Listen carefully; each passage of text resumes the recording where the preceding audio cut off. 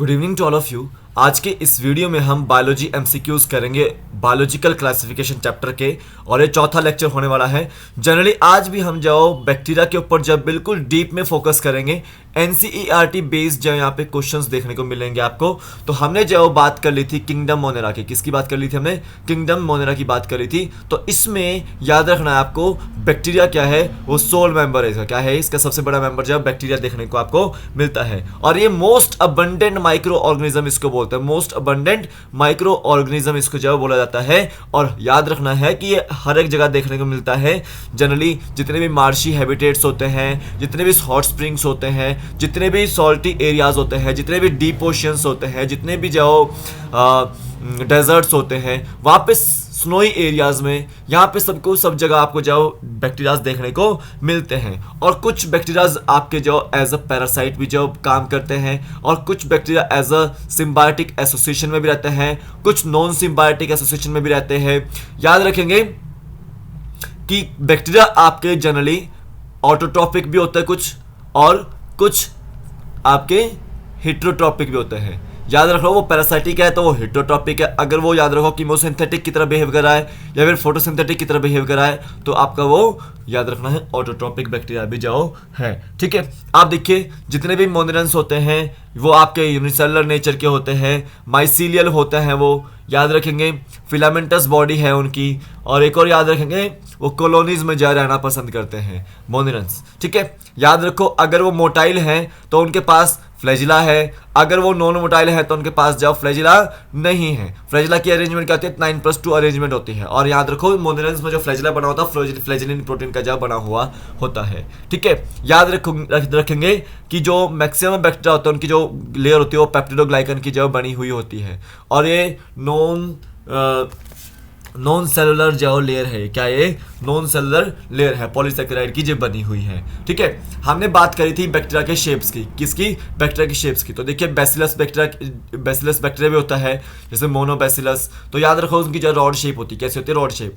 एक होता है कोकस, मोनोकोकस। ठीक है, तो उनकी जो स्फेरिकल शेप होती है। एक होती है स्पाइरलम, ठीक है, उसकी स्पाइरल शेप होती है। और एक होता है आपका वाइब्रेयो। ठीक है, वाइब्रेयो को अगर सुना होगा आपने, तो उसकी कॉमा शेप देखने को मिलती है। तो ये बैक्टीरिया की जो शेप आपको यहाँ पे देखने को मिल रही है। तो ये क्वेश्चन आपको नीट, एचपी टेट, एचपीटीएसटी, एचपीपीएचडी में आपको देखने को मिल सकते हैं, तो आप इसको जो जरूर देखिएगा। टीजीटी मेडिकल की जो काफ़ी पोस्टें आएगी, तो आप जाओ जरूर जाओ फोकस कीजिए अपने एग्जाम के ऊपर। टेलीग्राम को आप ज्वाइन कर सकते हैं, लिंक उसका डिस्क्रिप्शन बॉक्स में है, वहाँ से आप ज्वाइन कर सकते हैं। तो नोटिफिकेशन आपको यहाँ पे हर एक जगह मिल जाती है। ठीक है, और आज के अगर आपको बायोलॉजी एमसीक्यूज पढ़ने या पिछले बायोलॉजी एमसीक्यूज पढ़ने हैं तो shubhamgktrick.blogspot.com को जरूर सर्च कीजिएगा गूगल पे। मैं आपको जाओ लिंक इसका भी डिस्क्रिप्शन बॉक्स में डाल दूंगा, तो आप उसको भी ज्वाइन कर लीजिएगा। ठीक है, पढ़िएगा वहाँ पे क्वेश्चन अच्छे से। एंड शुभम जीके ट्रिक जो एप्लीकेशन को डाउनलोड कीजिए, वहाँ पे आपको बायोलॉजी के नोट्स, जीके के नोट्स, साइकोलॉजी के नोट्स आपको वहाँ पे जो मिल जाएंगे विद वीडियो लेक्चर्स। आपको वहाँ पे जो साइकोलॉजी और जीके नोट्स वहाँ पे आपको मिलेंगे। बायोलॉजी के नोट्स भी डाले हुए हैं मैंने, और कुछ वीडियो लेक्चर्स भी बनाए हुए हैं, तो आपको काफ़ी मदद करेंगे। शुभम जीके ट्रिक एप्लीकेशन का लिंक जो डिस्क्रिप्शन बॉक्स में मिल जाएगा आपको। ठीक है, तो आप जो आप फोकस कीजिएगा अपने क्वेश्चन के ऊपर, फर्स्ट क्वेश्चन के ऊपर। देखिए फर्स्ट क्वेश्चन है विच of the following statement is correct? इनमें से कौन सी स्टेटमेंट जो करेक्ट है? ठीक है, तो यहाँ पे हमने बात करनी है आज जनरली यू बैक्टीरिया की। किसके बारे में? यू बैक्टीरिया के बारे में। तो देखिए यू बैक्टीरिया आपका क्या होता है? वो ट्रू बैक्टीरिया। क्या है वो? एक ट्रू बैक्टीरिया है। और देखिए इसके पास एक रिजिड सेल वॉल होती है। क्या होती है इसके पास? रिजिड सेल वॉल होती है, और ये मोटाइल भी देखने को मिलता है। ठीक है, तो इसके पास अगर मोटाइल है तो फ्लैजिला भी इसके पास देखने को मिलता है। तो याद रखो you bacteria there is absence of rigid cell wall, तो यहाँ पे प्रेजेंस होगा। क्या होगा? प्रेजेंस होगा। दूसरा याद रखेंगे, अब यहाँ पे साइनोबैक्टीरिया की बात कर रहे हैं, तो साइनोबैक्टीरिया एक तरह से इसको क्या बोलता है? ब्लू ग्रीन एल्गी बोलते हैं। क्या बोलते हैं इसको? ब्लू ग्रीन एल्गी बोलते हैं। ठीक है, the reason is that blue green algae, क्यों? क्योंकि इसके पास क्लोरोफिल ए देखने को आपको जो मिलता है, जो कि ग्रीन प्लांट्स के साथ जो कैरेक्टरिस्टिक्स जो मिलता जुलता होता है। ठीक है, याद रखना है साइनोबैक्टीरिया भी जो है एक तरह से यू बैक्टीरिया ही है, ट्रू बैक्टीरिया ही बोलते हैं इसको भी। ठीक है, उसी का पार्ट रहता है। और याद रखो कि ये कीमोसिंथेटिक नहीं है, ये क्या है? फोटोसिंथेटिक ऑटोट्रॉपिक बैक्टीरिया है। क्या है वो? फोटोसिंथेटिक ऑटोट्रॉपिक बैक्टीरिया है। तो देखेंगे कि साइनोबैक्टीरिया की अगर बात करते हैं तो साइनोबैक्टीरिया जो यूनिसेलुलर होता है, क्या होता है वो यूनिसेलुलर होता है, और फिलामेंटस होता है, कैसा होता है वो फिलामेंटस होता है। और याद रखेंगे वो कॉलोनीज में जाओ रहता है, क्या किस में रहता है, कॉलोनीज में जाओ रहता है, तो वो मल्टीसेलुलर नहीं है। और याद रखो साइनोबैक्टीरिया को हम फोटोसिंथेटिक ऑटोट्रोपिक बैक्टीरिया ही बोलते हैं, ब्लू ग्रीन एल्गी बोलते हैं, क्यों, क्योंकि उनके पास क्लोरोफिल ए होता है। तो यहाँ पे डी ही स्टेटमेंट जो यहाँ पे सही है, करेक्ट स्टेटमेंट पूछी थी ना, यहाँ से आपको यू बैक्टीरिया क्लियर हो गया और साइनोबैक्टीरिया क्लियर हो गया, उसके कैरेक्टरिस्टिक क्लियर हो गए, ठीक है।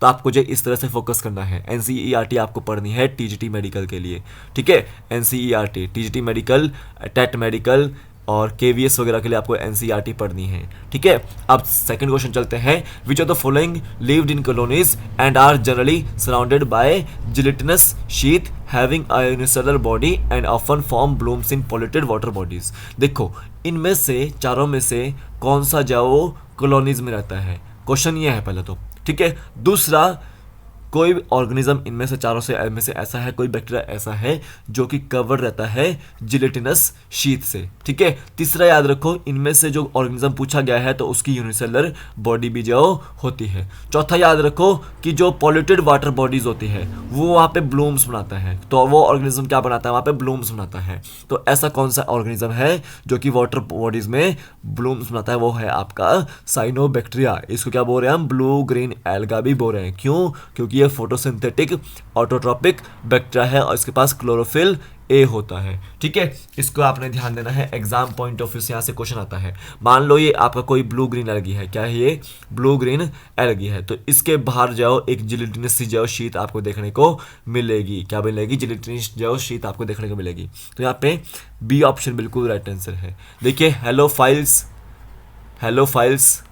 ठीक है, थर्मो एसिडोफाइल्स एंड आपके जाओ मिथेनोजेंस, ये क्या है, आपके आर्की बैक्टीरिया हैं, क्या ये आपके आर्की बैक्टीरिया हैं, ठीक है।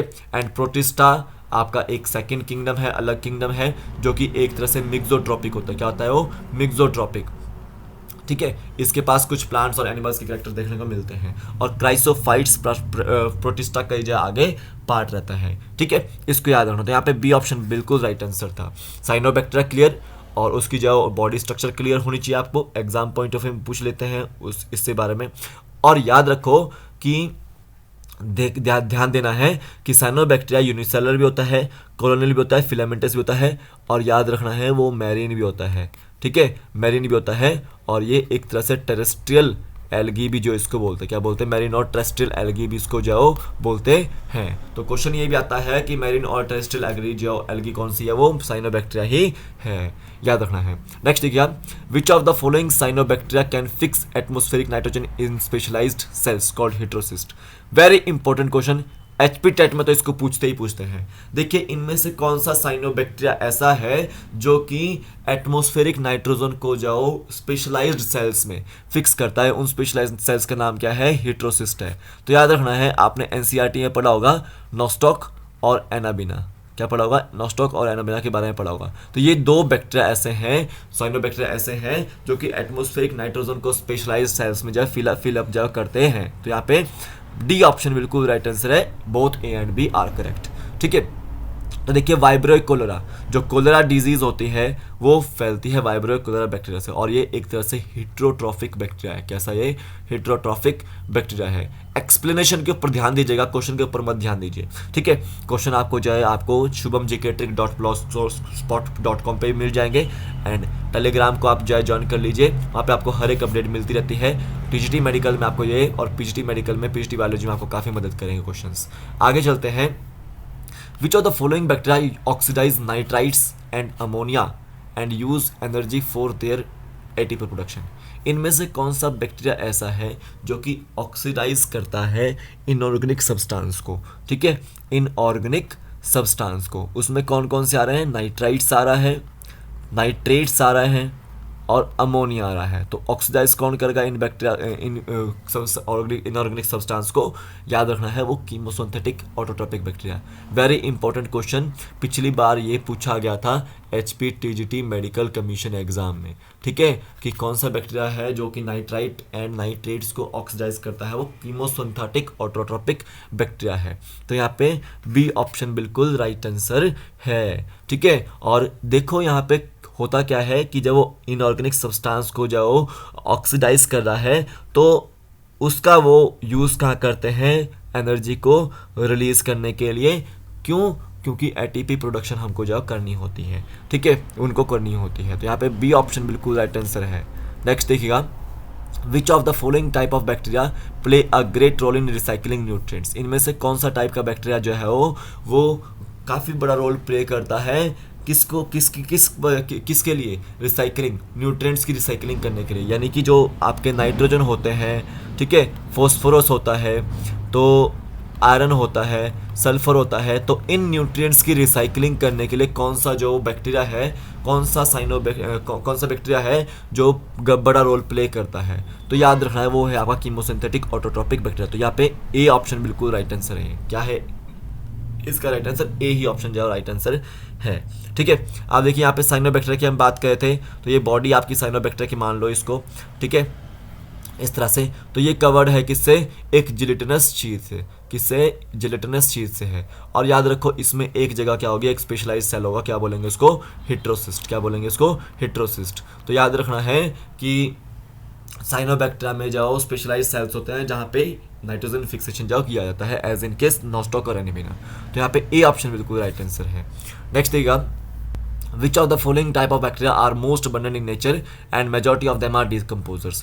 इनमें से कौन सा जो टाइप जो बैक्टीरिया का वो मोस्ट abundant है नेचर में, और उसमें से मैक्सिमम जो डिकम्पोजर्स हैं, ठीक है। तो याद रखना है वो है आपका हेटेरोट्रोपिक बैक्टीरिया। तो सी ऑप्शन बिल्कुल राइट आंसर है, क्योंकि आपको लिखा हुआ है किताब में heterotrophic bacteria are the most abundant in nature, और मेजोरिटी उसमें क्या है, डिकम्पोजर्स हैं, डिकम्पोज करने वाले, किसी भी ऑर्गेनिक मैटर को डिकम्पोज जाओ करने वाले हैं, ठीक है। अब देखिए कंपोस्ट क्या होता है, क्या होता है कंपोस्ट? कंपोस्ट होता है कि जब आप प्लांट्स और एनिमल्स के प्रोडक्ट को जाओ सेपरेट करते हो, ठीक है, सॉरी, प्लांट्स और एनिमल्स प्रोडक्ट देखते हो तो वो ऑर्गेनिक वेस्ट है। क्या है वो? ऑर्गेनिक वेस्ट है। तो इस ऑर्गेनिक वेस्ट को डिकम्पोज करने वाले क्या होते हैं? डिकम्पोजर होते हैं।